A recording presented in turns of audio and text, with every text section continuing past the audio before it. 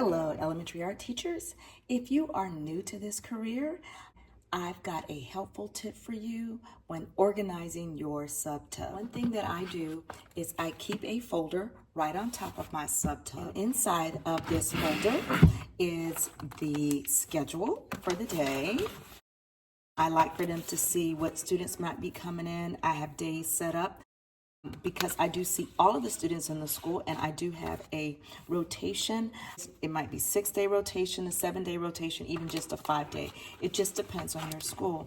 But I do keep that in there, as well as some incentive stickers, especially when teaching elementary students. Stickers can mean a lot, and I don't give them out on a regular basis, so it's nice to be able to have them for the sub, and that makes it special.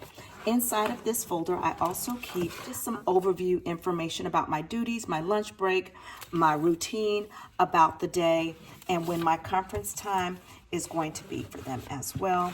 And then inside of the folder, I also keep a note for the substitute.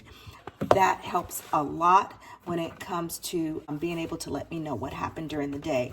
And then I keep the notes in the very back of my folder so that I'll know the name of the sub that I used, and if they did have any problems, I can contact them and talk with them. And if they had a great time, then I might even call them back.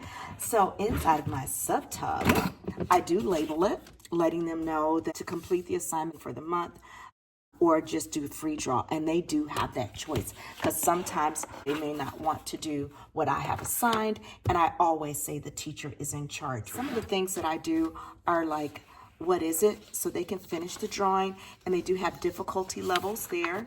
Then I might do some I Spy or draw a picture and then cut it out as a puzzle.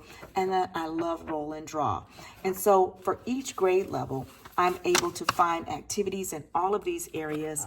I do have everything categorized by month. So whether it's January, February, March, or April, whatever the month might be, I do kind of lay them out for the entire month, because I'm not always absent for a long time. And because of my rotation, or because of your rotation, you only see them every so often. So it's a great idea to have things out for the month. I love stories at the beginning of the lesson for my younger students. My kindergarten is my first, and maybe even my second.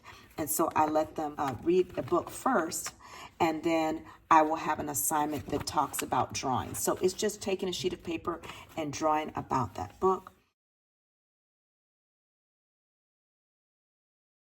For my third, fourth, and fifth, they are a little bit older, and sometimes they're not into stories as much. So I have them do some cards, and they're drawing cards, they're choice cards. So at each one of the tables, they will have a bag of cards, and I sort them by what I think the students are able to read on their own. So I have third grade bag, I have a fourth grade bag, and then I have a fifth grade bag. I do love having these choice cards.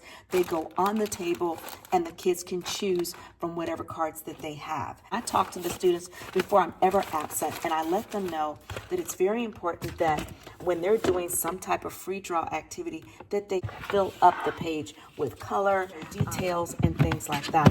But all in a nutshell, I do like having things set up in my sub tub by the month. I hope this has helped you out and will save you some time.